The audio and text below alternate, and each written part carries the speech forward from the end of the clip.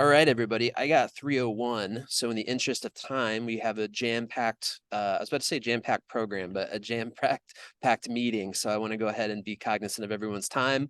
Hello and welcome to the October meeting of the DuPage ROSC Council. My name is Jared Burton. I am your ROSC coordinator.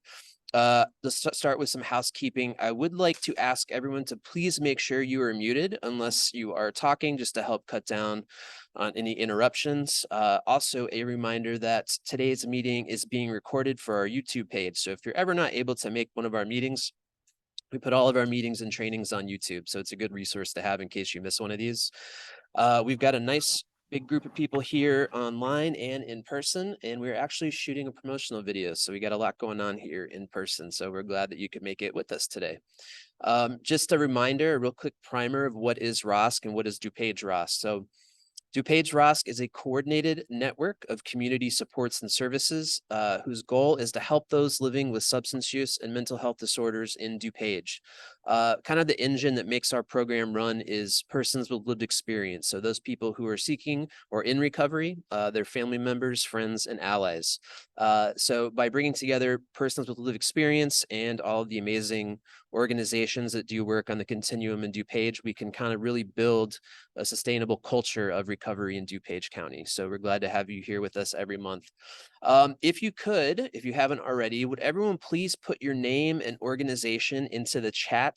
That is the easiest way for us to take attendance, and the wonderful folks at IDHS Super love documentation. So if you could make sure that you put that in the chat, that would be great. It's also a great way to do some networking. So whether that's getting together on projects or handoffs or collaborations, you name it. In a few minutes, we're going to hear more from Danny about another way you can get connected to people through the ROSC program. I do want to take a moment just to say that the October ROSC meeting always holds a special place for me personally, as it's usually around my sober anniversary. So yesterday, I was fortunate enough to celebrate 5 years of continuous sobriety. I went into detox. I went into detox hopefully for the last time on October 10th, 2018. And then from there, I went to our friends Abraxas and Woodridge, who sometimes get a chance to join us at these meetings. And then from there, in January of 2019, I came to Serenity House, and they liked me enough to keep giving me jobs. So I've been around Serenity House since then. And I don't say any of this as some kind of like self-congratulatory thing, but to show that being honest and open about sobriety in front of others can really be a powerful tool in helping combat stigmas that are still attached to substance use and mental health disorders. So for those of us here who are in recovery, just know that your story can have power, and it can be used to inspire people who might still be struggling. So those of us in recovery, always glad to have you here. I'm going to go ahead and share my screen so we can do some housekeeping stuff. Thanks to everybody who's put their info in the chat. All right. So we're in the housekeeping part here. I'm going to go over some upcoming meetings and trainings. I'm going to have Danny talk about our WhatsApp referral group. After that, we have got our guests. So Mimi Dahl is going to be talking about some focus group findings that we had that we did together with the DuPage Health Department a few months ago. And then Alexandra from Family Shelter Service is going to talk a little bit about their services, but also that October is Domestic Violence Awareness Month. And I want to talk a little bit about that when we introduce her later. As always, we leave time for organizational updates. So think about that. If you're here and you've got a program that you're running, or maybe a new meeting that needs some support, this is the time for y'all to let us know in that area. Then we usually do, if we have time, talk a little bit about what other ROSCs in our region up here in Region 2, Northern Illinois, are doing. And we have gained some more ROSCs in the past few months. So Region 2 is expanding, and there's a lot of great work being done throughout the region. And then we will be out of here by 4 o'clock. So I'm going to promote some upcoming meetings that we're doing. So 2 weeks from today, not next week, it's usually the third week of every month that we do the ROSC presentation series. We're pushing it back because Danny and I are going to be downstate at the ROSC State Conference next week. But we will be talking about neurodivergence. So neurodivergence and trauma. So Lisa Bloom is nice enough to present that for us. So these ROSC presentation series meetings are different from the council meetings. So we do these in the morning and these are Zoom only. So we like to kind of give the presenter most of that hour just so we can kind of dig deeper into like a recovery related topic. So this is the one that's coming up in October.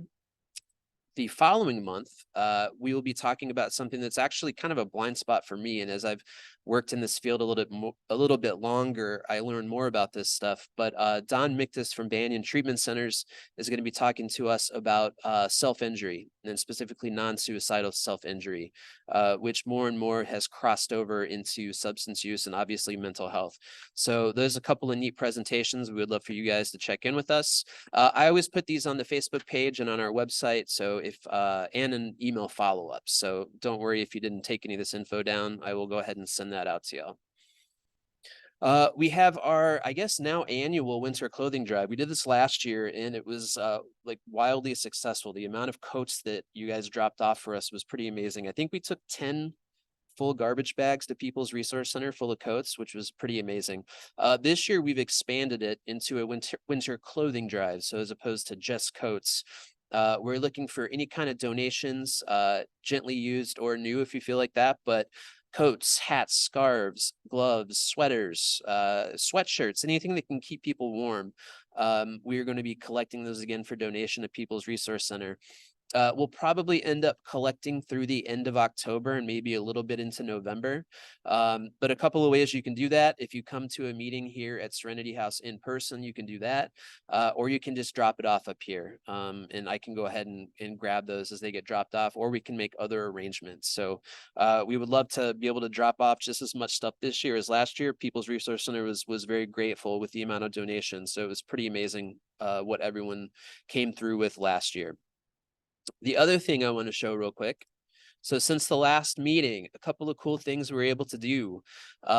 Thanks to the gracious folks at the DuPage Health Department, they provided us with these naloxone, I don't call them vending machines, but vending boxes. So they gave us these to make partnerships with community sites. And so ROSC would be the ones that would go out and find the sites, install them. And then we were also in charge of going back and doing refills, but also taking referrals off of this. So if anybody needs any types of services. So the first one is at the West Suburban Fellowship Club in Naperville. It's one of the biggest 12-step clubs in DuPage.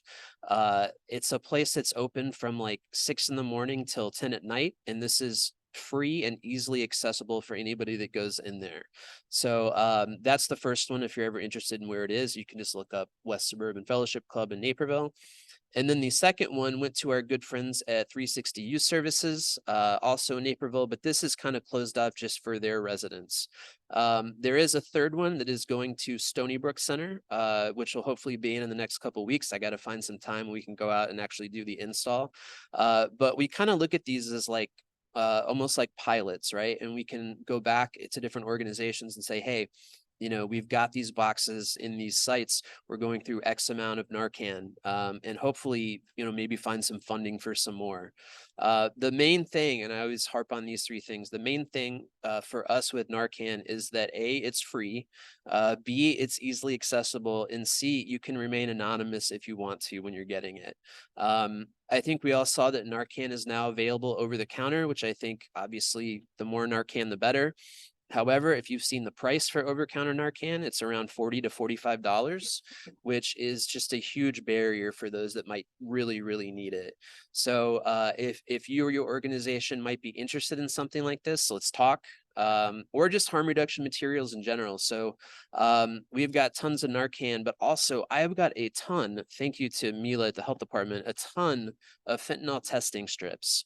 So if your organization needs those, or if you've got someone in your life who maybe is still using and would like to test what it is they're using, get with me, send me a note, because I'd be happy to provide you with some boxes. And in fact, if anyone ever comes here in person, I've got a whole bunch of harm reduction stuff over there. Tons of strips. I've also got these cool little bags that you can carry Narcan and strips with. So having said that, I'm going to stop the share for a minute.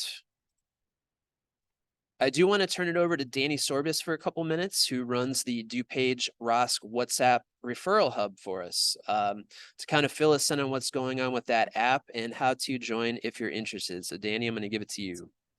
Thank you, Jared, and good afternoon, everyone. I'm going to keep it a little shorter today than normal because we've got plenty to go over. We have changed our group name. It is now called the Referral Hub.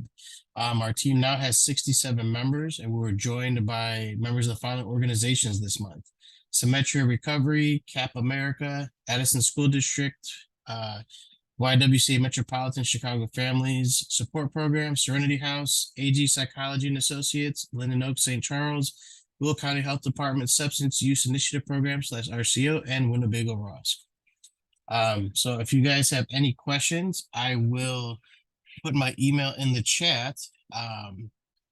And another quick note I will say is that there are now 2 new WhatsApp referral groups that you can join.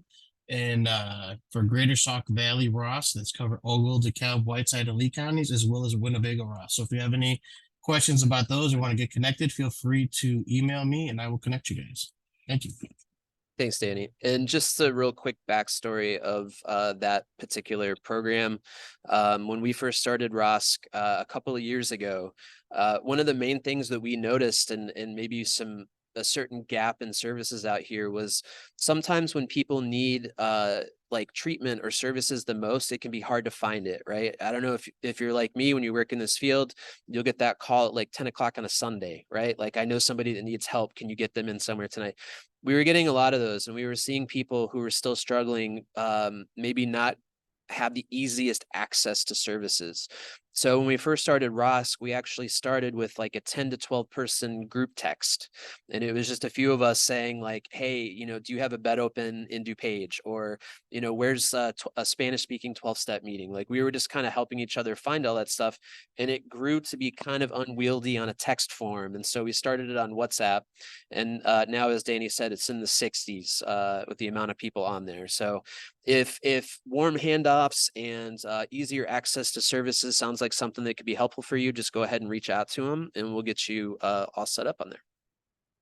All right, with the housekeeping out of the way, I do want to make sure we get to our guests. So for our first guest this afternoon, Mimi Dahl from Candeo Consulting.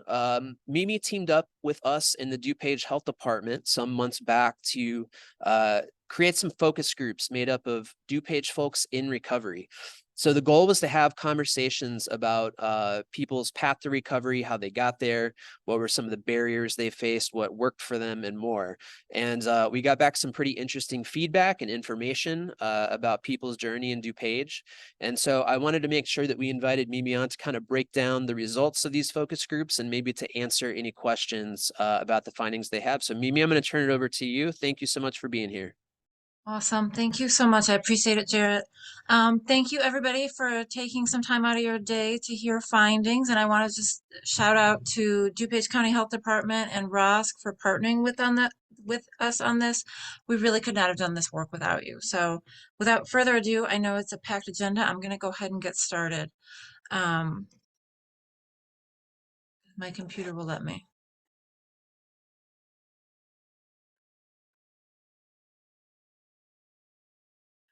Hold on just a sec. Sorry, everybody. Don't apologize. Okay. Sometimes I don't know why it's not advancing. Let's just give it a minute.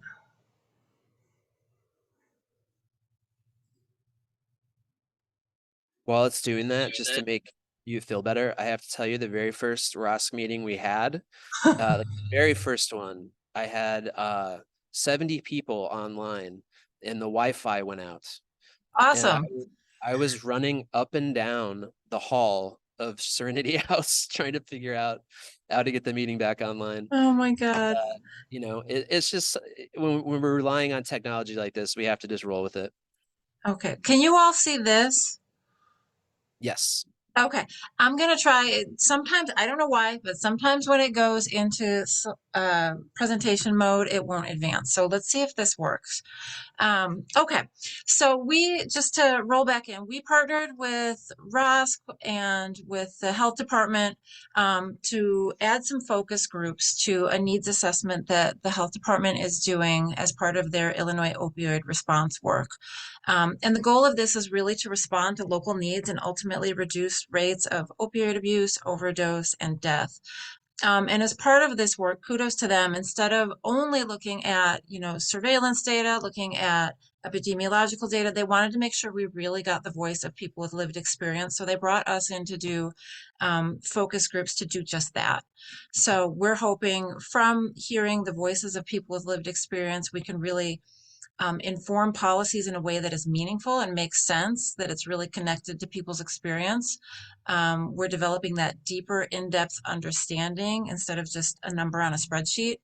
And also promoting equity, the saying of not about us without us, that we are including people at all information gathering and decision-making points. Jared shared our guiding questions with you in his intro. So we're looking at barriers that people face in DuPage County to accessing substance use treatment and recovery services, gaps across the treatment and recovery journey, and then what facilitates engagement in treatment and recovery. So we're going to kind of walk through that chronologically, from accessing services to being in treatment to being in recovery, and what were the experiences at each of those phases. Okay, we did speak to, just to give you a little background, our plan was to do 3 focus groups. One was a focus group of 1. So altogether, we had 22 people we spoke with between the ages of 26 and 72, with a range of time in recovery, anywhere from 3 months to a year or longer. We did make effort to get a diverse sample in terms of time in recovery, racial, ethnic background, and gender.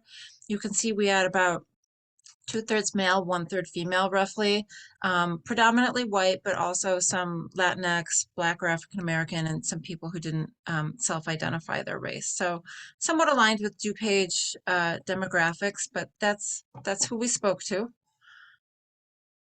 Okay.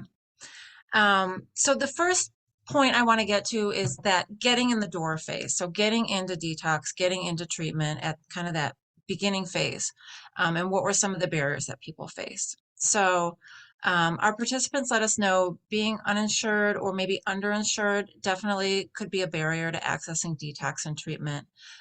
We know that treatment spaces are limited and don't necessarily meet the demand that is out there.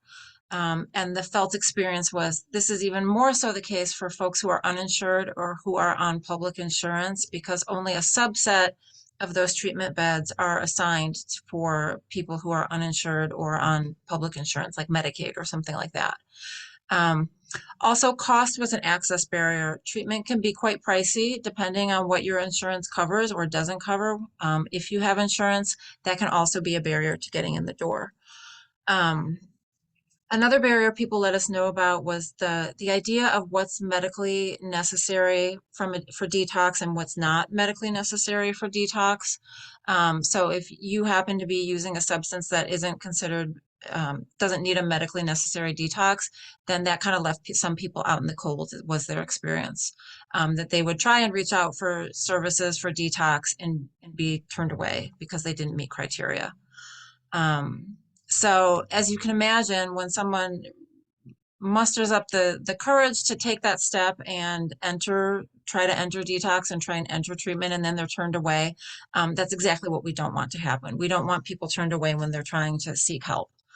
And then emergency departments and some other locations people notice, police stations, some of those first response type situations weren't always equipped to care for people with substance use disorders. So this idea of, I'm sorry, I don't have a bed available, and people getting turned away. And I'd just like to call out on the right side here, you can see I'm putting quotes throughout these slides that are from our participants, just so you can get a sense of some of the things that were really said during the group and kind of that lived experience, that direct experience. And right here we have a quote illustrating this point. So this person said, it takes a a tremendous amount of courage to be able to walk into an emergency room and say, I have a problem, I'm in trouble, I need help right now, and then to get turned away. So their point really was nobody should be turned away at this point. There should be a warm handoff, there should be peer support, there should be referrals and services that people are being connected to, not being turned away. So in terms of service delivery best practice, that's what we're aiming for. Beyond accessing, getting in the door, people also shared with us some of the gaps in services they were experiencing kind of along the way in treatment. So one thing people were clear with us about is that the treatment system does a better job of facilitating steps down in care, so to less restrictive care, less intensive care than stepping back up, for example, if somebody relapses. Or just even if somebody feels like they need to stay at the level of care that they're at, that they haven't finished the work of that phase. A lot of this tends to be very mandated by insurance, the duration of time at a certain level of care. And some people felt like they weren't quite getting the level of support that they needed because they were being sort of rushed out of that level of care before they were kind of done, so to speak. People also let us know that they were worried about stigma around relapse. So for example, if I am the new kid on the block in treatment, I have never been at a treatment facility before, I'm perceived one way. But if this is my third, fourth time at a treatment facility, people were concerned that they would be viewed as kind of unhelpable, if you will, by the staff there, and that they might get treated differently or receive some type of biased care. So that was a concern that people had as well, along with just with the kind of the feeling of shame or hopelessness associated with relapsing. People indicated that sometimes that could be related to disengaging from treatment or just kind of feelings of depression and things like that. So just at this point, we really want to make sure that people are feeling supported, people are feeling welcomed, and that they're okay where they're at. Our participants also let us know that they were looking for more robust mental health services throughout treatment. A lot of people noted that their substance use counselors were great, but as we all know, a lot of substance use can be highly correlated with mental health concerns, with depression, with anxiety, with experiences of trauma, adverse childhood events. And people were looking for that deeper level of mental health treatment to get at some of those root issues that were associated with their substance use and really kind of tackling those deeper issues. And then people were also very clear with us that there was kind of this felt experience that throughout these navigating these levels of care, the responsibility was really on the patient to chart their own treatment course. So for example, if they're at one level of care and there's not a bed available at the next level of care, they related with us that they would be basically discharged and said, here's a referral list, call these 10 places every day, and hopefully you will get into one. And when somebody is at a very vulnerable place, cognitively, emotionally, being able to persist at something like that was really difficult, and people were looking for more navigation support. And here we can see some quotes kind of illustrating that. So this top quote in blue, the person saying, this is one of the scariest parts that they're experiencing right when they get out, and all these phone calls and paperwork, and you're sitting there and you're feeling nervous and feeling like someone's never going to call you back.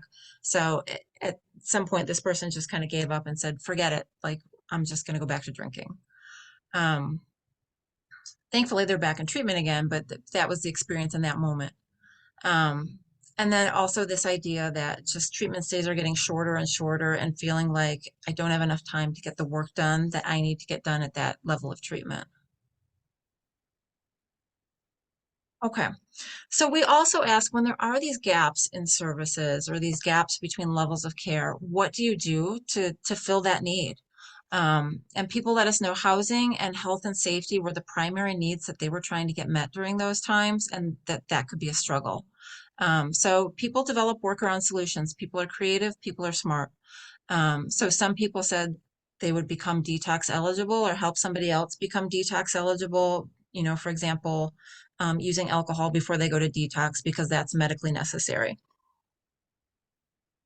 People who were lucky enough to have friends and family that they could rely on for a housing option also exercised that option, but not everybody had that. Some people spoke of kind of the bridges they had burned throughout their addiction experience. Jails and psychiatric hospitals were also utilized as safe alternative housing arrangements. And just learning to become a really strong self-advocate. Some people let us know, basically saying like, look, if you don't help me right now, I don't know what I'm going to do. I need help like right now. You cannot let me walk out the door. So as you can see, most of these options meet housing needs, but they don't necessarily meet treatment needs. So that treatment need is left either unattended or underattended. So looking for solutions that include treatment, not just housing. Okay, and here's some quotes from some of our participants, basically talking about how they worked around some of these gaps. And one person let us know, so if it was heroin and they weren't going to get into detox, we're going to stop and get you a drink, and then you will get into detox. So kind of, unfortunately, maybe that seems backwards, but that's what I had to do to get somebody safe. And then this idea of that if you can't find housing, jail's always open and they'll always take you.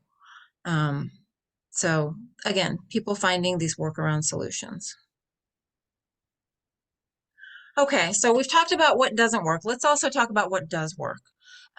People let us know that greater access to health insurance certainly makes a difference. People were appreciative that there's no longer a need for home address to get Medicaid, particularly with populations that are either, maybe a little more housing unstable or changing addresses. That really matters.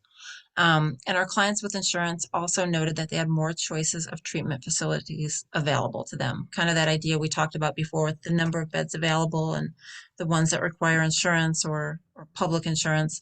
If you're lucky enough to have insurance, that helps get you in the door. Some people also let us know that treatment as a requirement in legal or court proceedings also made a difference. One person in particular had let us know that treatment was mandated to remove felony charges from their record. And they said, if that wasn't the case, I probably wouldn't have gone to treatment. But here I am now, and I'm clean and I'm healthier, and that's a good thing. A lot of people also spoke to better coordination of care in DuPage County, and this was across a few different sectors of the community. They noted diversionary courts and treatment centers were working better together, that there was more of a seamless handoff. There was better integration with homeless services, and also their counselors just had a more comprehensive knowledge of the supportive services out there, kind of what that support service landscape was, so they could do a better job of referring them to the services that they needed. So that kind of wraparound concept is really, it's working better than it used to. And then also people let us know that there seems to be less stigma around talking about substance use and talking about mental health concerns. I don't think that this is totally extended to reducing stigma for people with lived experience. People talked later in our focus groups about some of the community level barriers to substance use and recovery. So I want to flag that point for when we get into recovery and talking about recovery residences and community, the community's response to recovery residences. Okay, so, which is right now. So we also asked beyond treatment about experiences with recovery, and people were pretty clear with us that policies at the municipal level were blocking recovery residences from being, present in DuPage County, blocking treatment centers from being able to be present in DuPage County, that there was enough kind of that community level stigma that they were blocking the development of these types of residences. And the upshot of this is a few things. One, it kind of perpetuates that community level stigma for people in treatment and people in recovery, which is exactly what we don't want to see. And then also it for people, if you live in DuPage County, if you work in DuPage County, if you have loved ones in DuPage County and are trying to recover in DuPage County, it makes it all the harder. People basically told us, if I need a recovery residence, I need to leave DuPage County.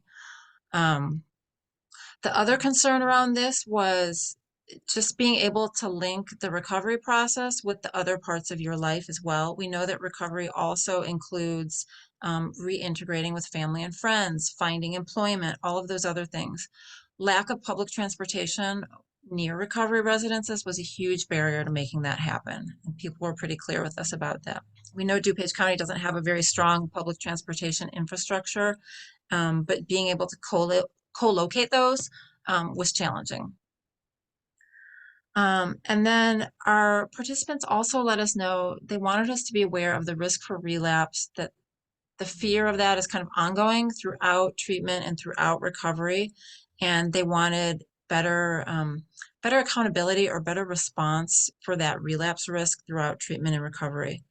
One of the things people shared with us was how do we best meet the needs of somebody who's relapsed while also balancing that with the needs of the other people in the recovery residence. So how do we do that without just kicking somebody out, but making sure that that person who's relapsing is being monitored, being supported, and being given what they need to reduce risk of continued ongoing use. And then also this idea of building those other parts of adult life. And we're going to get into that in one of our next slides here. Okay. So again, just reiterating that idea of transportation here, that the limitations of that were huge. It was a huge barrier to getting back to work, being able to run errands, being able to see family, all of those things was pretty DuPage specific. And then one of our participants, I really like this quote in the orange, was, it's not just the part about getting and staying sober. It's like the part about bringing the rest of your adult life back. As they let us know, while a lot of people were out getting their first jobs, learning how to manage their own household, their finances, things like that, we were either going through addiction or treatment or recovery, and we weren't doing those same things. So now, like, we're doing that, but at a delayed phase. Okay. Additional facilitators to recovery. People also let us know, like, the longer that a person can stay in treatment and stay involved in wraparound services and recovery, that all of those build the chance of a longer recovery. And that's aligned with our research and best practice. We know that the longer a person is involved with those services, the better their chance of a good outcome is. People also let us know when treatment center staff were supportive of them, helped them determine when they were ready to transition to a less structured environment, to a recovery residence or something like that. That made a difference, kind of that collaborative process. And then that warm handoff to a place that works for a client, really making sure it's tailored to their needs. And then also the idea of having a supportive community, both the recovery residence itself and then the larger community accepting that recovery residence. We did hear stories of people saying, people were frightened of recovery residences, that they were afraid it would bring, criminal behavior, substance use, things like that. When the reality people felt was, we're the best neighbor you could have because we're trying to dot all our I's and cross all our T's and be the best neighbors we can because we want to keep this going. Okay, recommendations from our participants. Definitely increasing access to detox and treatment. There were a range of entry points where people felt like maybe their needs just weren't getting met, at emergency departments, where we talked about that earlier, getting turned away. So just strengthening that ability to, when somebody does say, I need help and I need help right now, finding a way that we're not turning anybody away, that we have those warm handoffs and that coordination of care.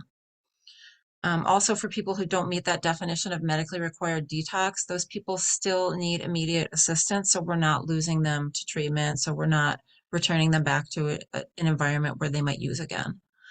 And then also closing the gaps across these levels of care. So if, for instance, somebody doesn't have an opening at their next level of care, what kind of services can we provide in the interim? Is there crisis service? Is there interim housing? Is there some way we can do patient monitoring and support during that time so we're not just leaving them on their own? Navigation support was huge, just helping people navigate the different treatment options, somebody who could help make those phone calls, keep things organized. People let us know, like, in that moment, I feel really vulnerable. Cognitively, might not be fully recovered. Emotionally, I might not feel the greatest. So this is a really hard time in my life to ask me to persist at something where maybe I will get an answer back from a treatment center and maybe I won't. Like, the outcome feels uncertain. So why bother? So that need for navigation service was really important. And then just this idea of developing more robust mental health services during treatment, embedding that within treatment. It was present, but people felt like there wasn't enough of it to meet their needs, to address mental health concerns, to address trauma, all of those things that cluster along with substance use. And then also whatever we can do to kind of break down that stigma that is felt at the community level for substance use, for people in treatment, for people in recovery, is also important. We saw this playing out at the policy level. We see it playing out at the neighborhood level. So whatever we can do, to kind of build those bridges, people recommended, could we volunteer together at, common community events? Could we have open houses? Just something to kind of build that shared understanding versus a sense of fear. And then also people recommended making sure we have enough supportive services to promote that whole life and recovery, that whole productive, healthy life. So social support and community support, legal services, employment, thinking about how criminal records impact the ability to get employment. Can those be sealed or expunged? The lack of affordable housing in DuPage County is a barrier for a lot of folks, especially if they haven't been working for a long time. They're probably not making a huge income. So how do we help people find housing as they're moving through their treatment and recovery? Transportation. We know public transportation is not really strong in DuPage, especially for our participants who have a DUI history, who have maybe lost driver's license. Just the cost of owning and maintaining a car and insurance is big. All of those things presented as barriers for folks. And then just some of that life skill development, keeping a schedule, showing up for work on time, how to interview, managing a household. And I think legal services, we touched on all these already, so I won't say them again. And then in terms of next steps, what we are hoping to do is our next phase. So we've collected all this information from focus groups. We're reporting out on it. And it's kind of exciting. So we did a parallel series of focus groups, one series with adults and one series with youth. We've started this next step with youth, but I would love to see us start it with adult too. So from all the recommendations from our participants, we developed priority areas. And then we took those back to, in the youth case, it was the prevention leadership team, because that's DuPage County Health Department's kind of youth coalition, and they have a youth advisory board, and said, how would you rank these priorities in terms of feasibility and importance? So we could give them a little bit of a roadmap to winnow down and take action on some of these items rather than them just sitting on a shelf or sitting in an email inbox somewhere. So that is our hope with the adult ones as well, is that we can take these back to the relevant stakeholders and say, we have all these ideas, which ones can we act on first, and who's available, what stakeholders can take action. So that's where we are at now. If we have time, Jarrett, I am happy to answer questions, or, if we want to have a conversation about findings, that would be great. Sure. Thank you for presenting that, Mimi. We got a couple of minutes, so I just want to start off by saying, DuPage is trying to fix some of these gaps, and I think DuPage has been aware of some of these gaps for a while. The one that jumps out to me is always what I call the loophole. And if you've worked in this field, or you yourself have been in recovery for a while, you know what the loophole is. And the loophole was what we used to have to do, which was, I'm uninsured, I'm unhoused, I'm in deep into chronic addiction or alcoholism. What can I do? And it used to be, report yourself to an ER and talk about how you don't feel safe around yourself. And that's not to downplay people who actually go through those issues, but that was the main way we were able to even get into a detox somewhere. And that was the way before we started programs like this. We would have to tell people, or like how the people in the focus group mentioned, you might have to get a drink into somebody. As much as they don't want to do it, you might have to get a drink into somebody. These are the ways that we had to previously. So by identifying those things, I think it's important, because now we can say, well, God, if we don't have to do that stuff anymore, that would really show the change that we're making out there. Was that sort of the feel that you got from some of your people? Yeah, definitely. Does anybody else have any comments or questions or anything? If you do, you can put up your little digital hand. I also have a microphone here in person, if anybody at the in-person side has any questions or anything. The only other comment I wanted to make, Jarrett, too, is just to shout out that the health department is investing in crisis facilities. So for people who are in immediate crisis, whether it's substance use or mental health, don't quote me on it, but I think there's about 15 beds. there is a place for folks to go, which I think is well timed with the findings from this group. Bruce, I see your hand up there. Yeah, I was wondering, just from my past life, you know, what does anybody have any thoughts about taking on the insurance companies? I know they're always trying to shave treatment days off. The research shows 3 months for heroin, and you're lucky to get 21 days, and it's a gift from the universe if you get 28. I mean, how do you take on companies whose main thing is saving money so they can pay the CEOs more? I'm just grinding my axe. Advocacy, I guess, right? I mean, is we identify those things and advocate for them. Donna, I see your hand up. Yeah, I was just going to say, Bruce, I think we have to start to really lobby. I think that's the way you're going to make changes, is actually being in Springfield or other places, lobbying to make change. Absolutely. Absolutely. Well, Mimi, thank you again. And it was a pleasure working with you for these focus groups. And we were glad you could come here and let us know about the findings. And then hopefully in the next year, we'll have some more movement on some of those. So thank you very much. Yes, my pleasure. Thank you for listening, everybody. I appreciate it. Of course. So for my next test, I'm going to have you come up here. So I had the hybrid meetings sometimes make it difficult to try and switch back and forth, but my laptop that has the in-person view, the Wi-Fi is completely crapped out. So we're going to do the next one up here. I'm just going to kind of move my camera a little bit. So there we go. Okay. There we go. So my next guest, Alexandra Milkent from Family Shelter Service. We're here to talk about October being Domestic Violence Awareness Month.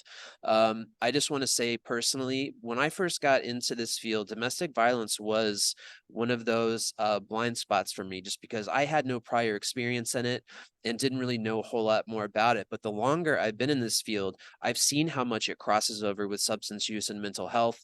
And I think we have a number of great services that are available here in DuPage County. Family Shelter is one of them. So I'm glad to have her here with me. I'm going to give her her own mic, so we're not having to pass back and forth. But Alexandra, welcome.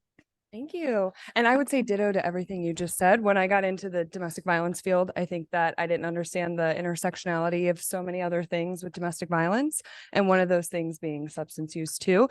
So I had actually just a reflection to share from Mimi's results, which is just how common those similar findings are for survivors of domestic violence. So the ones that stuck out to me are transportation, housing needs, life skill development after abuse, the navigating the next steps, and having that feeling of, instead of going back to whatever substance they were using, it's going back to their abuser. So it's harder to move on and move forward and find next steps. So sometimes that was the alternative, is just going back. And then the needs for more mental health support, of course. So it's so interesting to just see those commonalities in the different populations we serve, but they intersect so much. So that just really stuck out to me. But it's nice to meet all of you. It's nice to meet all of you virtually.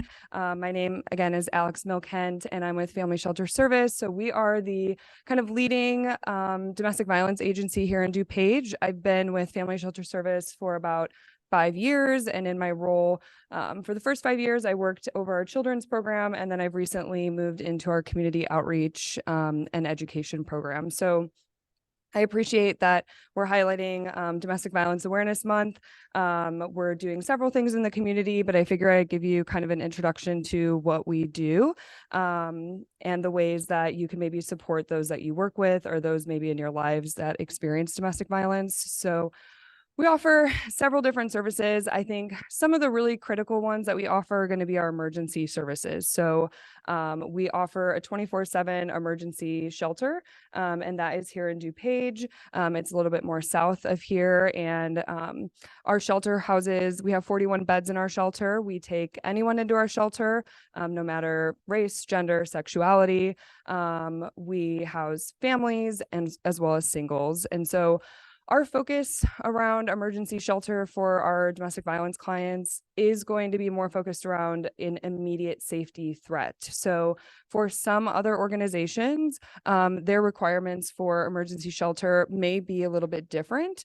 You maybe have been unhoused for a period of time from DV. But if there's no immediate safety threat, unfortunately, that's not that's a requirement to our program through grants and all of those things. So we are really focused around like immediate safety, but that doesn't mean that we wouldn't support someone and find them where they need to go for getting that support at another organization. So we have the 24/7 emergency shelter. We also have our 24/7 hotline that people can call to access resources, to just talk if they need to, and again, to access our shelter if that's something that they need. So those are definitely our two most critical programs. I think another one is going to be our court services.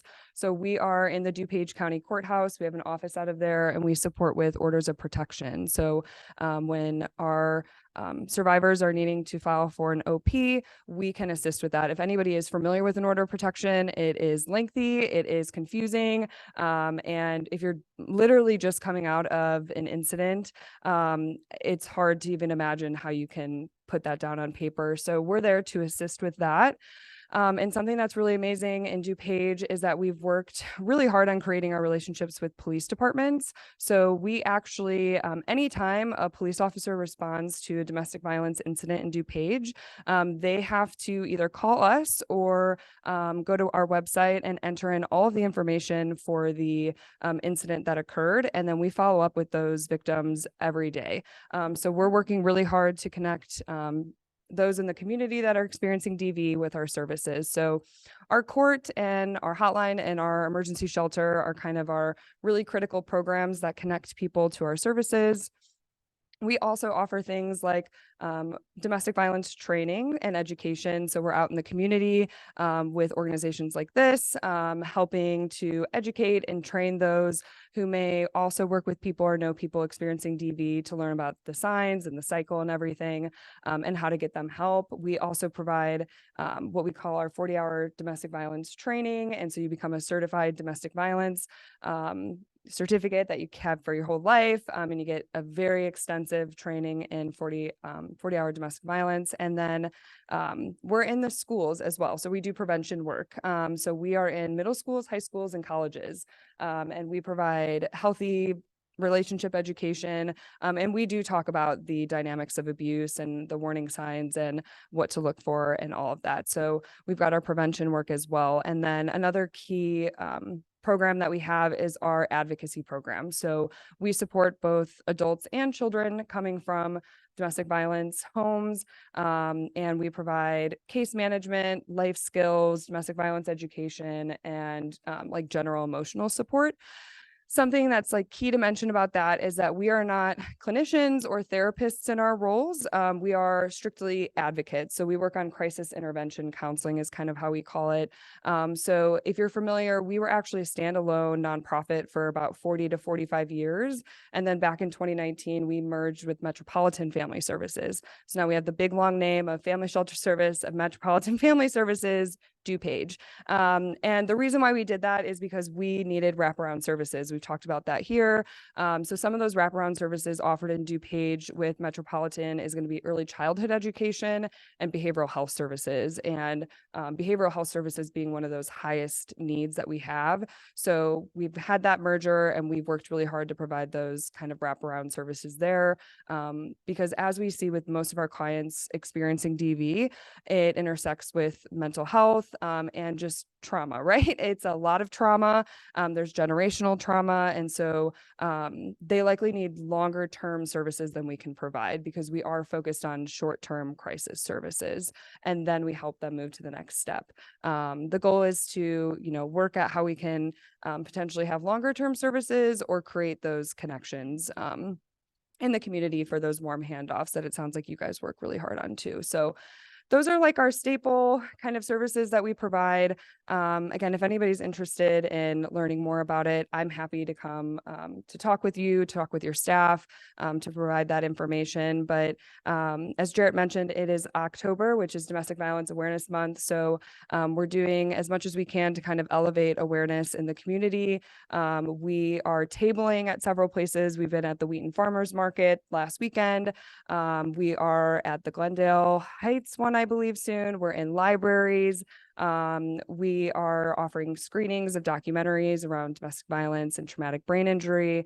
We're also going to be offering events for our clients. We also, of course, like to do things for our clients that are not all about domestic violence. So it's about having fun and engaging in things together that make them feel good. So we love to give them an opportunity to do that.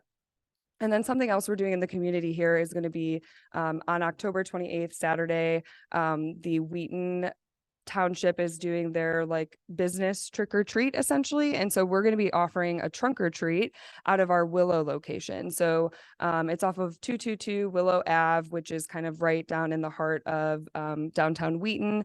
That is kind of our main DuPage metro location. And so we're going to have a trunk or treat offered there. We're going to have tabling there. We're going to actually have community partners there tabling as well.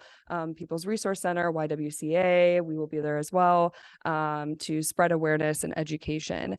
And then next year we have plans for an awareness walk. So we're really excited about that. It definitely takes a bit more time and planning and energy. So we're excited to put all of that effort into it next year. But those are a few ways that we're kind of highlighting domestic violence. So That's great. I just want to point out that when I was learning about DV, when I kind of first, like you said, it was my blind spot just because I hadn't been exposed to it. But I learned so much about what is considered domestic violence too, and it goes beyond just the physical, and a lot of the stuff that I just didn't know about, like maybe financial control or verbally being abusive, and it really does extend beyond just what people might normally think of as domestic violence. Absolutely. And I think that's part of the biggest piece of the awareness we want to bring is just helping people understand it goes so far beyond a bruised eye or being able to like see it. While that is obviously domestic violence, it goes so much deeper than that. And I can say that we have heard from survivors that sometimes the emotional and mental piece hurts more than the physical piece. That is what stays with you. That is what breaks down your mental health, your self-esteem, your ability to believe in yourself, really. So those aspects are things that we really want to elevate to help people understand that it is more than just physical abuse. There are several levels to it, and everyone experiences domestic violence. So I think that's a huge misconception too, right? It only happens to women, and that is just not true. We work with plenty of male survivors, but getting back to, there's stigmas around substance use. There's also stigmas around domestic violence, right? So how do we start to break down those stigmas so that people can access the services they need? Absolutely. I'm going to stop the share for a second, but I do have a couple minutes left with Alexandra. So if anybody has any questions or comments or anything, if you're on Zoom, you can put up your little digital hand. If you're in person, I got a mic here if anybody wants to make a question or comment. But yeah, we really appreciate you coming out. I think it's such a huge intersectional thing. As I've learned when I'm doing this program is like, there's so many things that intersect with substance use, which is like our primary, but there's that continuum of a person's life, and it really is pretty amazing to see all the things. Any questions for anything? I do have a question. Come on up, Felicia. You might be a disembodied voice. There's no camera. Well, then great presentation. You said you have a crisis line, right? That it's 24-hour operational. So if someone's calling 988 experiencing domestic violence, does it channel to you? That's a great question. To my knowledge, it does not. But from what I do know is that they should have us as a resource. So I'm not sure if it would necessarily be transferred to us, but they would definitely connect the caller with our services specifically. Yeah. Okay. And also you said you have 42 beds. Is that usually full to capacity? Yeah. So we have 41, close, but yes. So I would say typically we are at capacity. That doesn't mean every single bed is full, only because it depends on like family sizes and whatnot. So depending on how many people are in a room can depend, like maybe we have 39 beds taken, but we're technically at capacity because that room is filled with several people. But we are usually always packed. We have to turn away people every day, which is really difficult to do. And we're, again, the only one in DuPage. So then we have to look at sending people elsewhere. And that is just another barrier to getting services, right? All the barriers we've talked about today. So yeah, of course. And just a reflection too, Jarrett, we see substance use come up so much in our emergency shelter specifically. And it's something that, even our advocates, our frontline workers can use more knowledge in of like, how do we support those experiencing this? And so I may need to connect more individually with some of you to figure out how do we help them help those who need it. Absolutely. I see a hand up. Anne, go for it. Hi. Jarrett, I think you and Alexandra bring up a really good point on the different domains of domestic violence. And Alexandra, you said that for your agency, there needs to be an immediate safety concern. How exactly does that, or is it immediate physical safety? Is it immediate Great question. So it does not have to be immediate physical safety necessarily. So because we know that the dynamics of abuse extend outside of just physical safety, it could also be that this person is threatening to harm, or they've threatened their own life to harm. It doesn't mean that they have to be, they have to have a gun, they have to have some, those requirements, not necessarily, but it does need to be a recent incident and that you are fearing for your life, essentially, because of XYZ, which does not have to be just physical abuse. Great question, Anne. Thank you very much. Yeah, we're going to run out of time. However, thank you, Alexandra, and I'll make sure that I provide your contact info and a follow-up for people. Definitely. And I can give paperwork too, of course. Great. That was fantastic. Thank you. Guys, we got about 3 or 4 more minutes, and usually we save some time here to kind of promote people's projects or meetings or collaborations or what else is going on in our area up here. So I see Bruce's hand up first. I'm going to go ahead and let you go for it, sir. Say, Jared, I had this thought while we were talking about advocacy and so forth. How about inviting somebody like Representative LaPonte down? She's the chair of the Mental Health and Addiction Committee. Why don't we get her to come and sit in on this ROSC and hear what we're agonizing over? Or even Deb Conroy, who was the representative and is now the chair of the County Board of DuPage. Bruce, I think that's a great idea, and I think that's something we'll probably be doing here in the next coming months. So I know the DuPage, I don't know if there's a name for the board that's starting up with Deb in charge of it, but it should hopefully expand a little bit into mental health just as much as substance use. So I think there's plenty of opportunities to do some lobbying and advocacy work. So thank you for that. Anybody else got anything?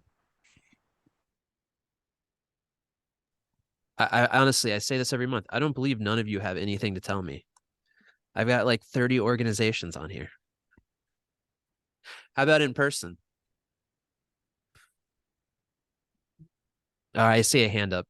Donna, go for it. Hey, Jared, I would also invite IABH because I think you're talking about advocacy. They do a lot of lobbying, so they might be able to tell us what kind of like what types of lobbying they are doing at this time. So that might be helpful as well to just add on to what Bruce has said. I know Judd, and I can call him. So exactly, Judd would be perfect. Exactly. Let me know if you want to pull the trigger and use me as a bullet. I'm in. Perfect. Thank you, Bruce. Thank you for being such a friend to the ROSC. I appreciate that. I know there's a couple people joining us from outside of DuPage. If anybody else and one of our brother or sister ROSC want to mention what's going on in their neck of the woods, I'm happy to give you a couple minutes now as well. All right. Going once, going twice. I saved you a minute. The next ROSC Council meeting, it's always on the second Wednesday of every month at 3 p.m.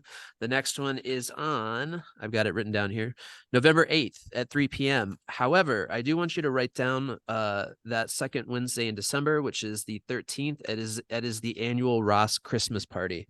Last year I was sick and I ran the ROSC Christmas party from my bed on Zoom.